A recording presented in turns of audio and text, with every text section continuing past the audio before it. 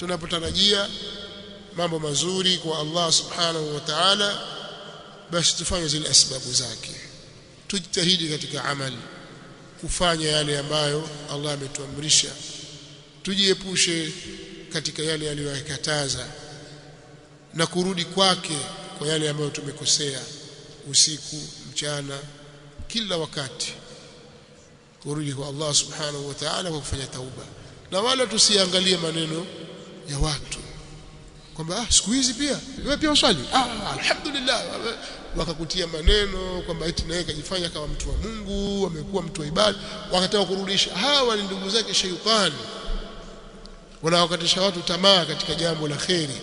Mtu akionekana kwenye kheri atakiwa apongezwe. Hata wale ambao wanakuja katika mwezi wa Ramadhani wakaonekana wako mbele mbele, watu wasiwaseme kwa ubaya, waombe dua na kuwakumbusha tu kwamba ibada ni siku zote, tukatukimbia mwenzetu.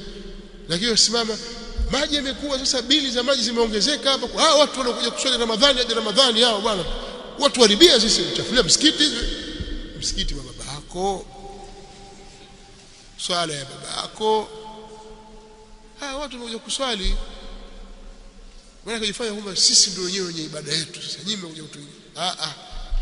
Kwa sababu humo upatikana watu ndio mtu ameshaamua kwamba mimi ndio nimeshaamua. Sasa mpe moyo, muombee dua, mlinganie, ndio fursa hiyo, kwa sababu kweli kuna watu wana tabia hizo. Ikiingia Ramadhani ataswali, ikiisha aacha. Sheitani anawachezea, ni kuwasaidia watu kama hao. Sasa wewe usikate tamaa kwa sababu umeonekana wafanya jambo fulani la kheri, watu wakakushangaa ukaona wajificha ficha. Fanya kheri, usidanganyike na maneno ya watu na wasaidizi wa sheitani. Usiache kufanya taa kwa sababu ya kuogopa watu. Simama kwenye njia sawa sawa, take msaada Allah subhanahu wa ta'ala, kwa sababu hili jambo ni jambo la serious kweli kweli.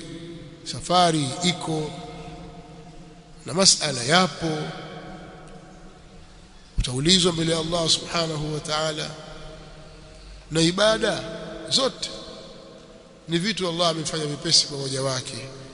Ukijizoesha ukaendelea na hilo jambo, litakuwa sahali kwako. i'malu fakullu muyassarun lima khuliqa lahu.